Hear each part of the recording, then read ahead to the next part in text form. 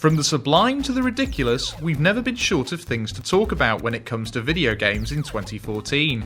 Here are some of the best and worst things that have defined the medium this year.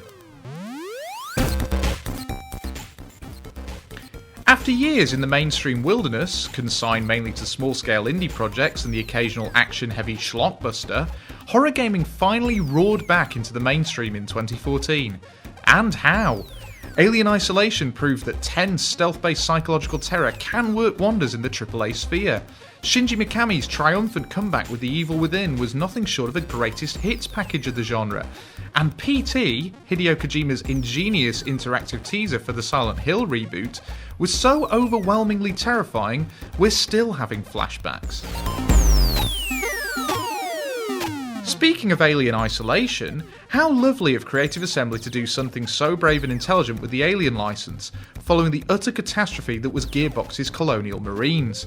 2014 was seemingly a time for treating familiar crossover properties with refreshing respect and ingenuity, not least when it came to Monolith's magnificent Middle-earth Shadow of Mordor.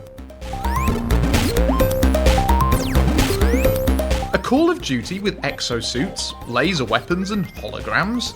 A Wolfenstein game with giant robot dogs and dual wielding?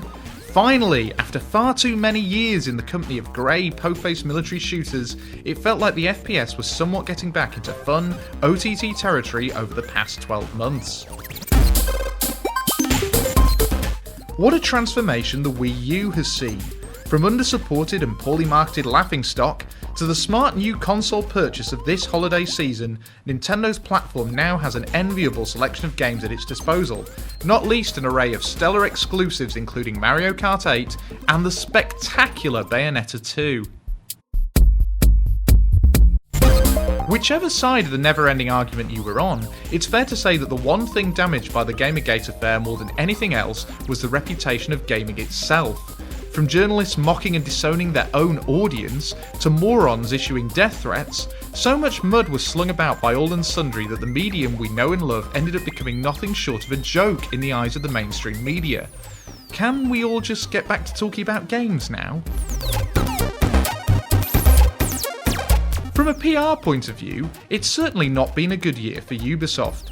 The assertion that female characters were too tough to animate, the 30 frames per second lock and claim that this was a beneficial thing, the review embargo for Assassin's Creed Unity and, of course, the subsequent debacle that was that game's awful, glitch-ridden launch.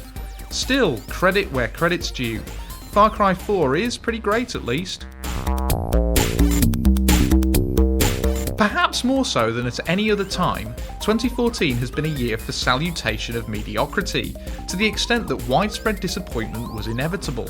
Watch Dogs, Titanfall and Destiny are all decent, if not particularly great games, but the sheer wall-to-wall salivating and fever-pitch excitement devoted to them by the gaming media left fans expecting defining experiences, when what we got was so much less. It would be nice if more cautious restraint could be exercised by reporters in future.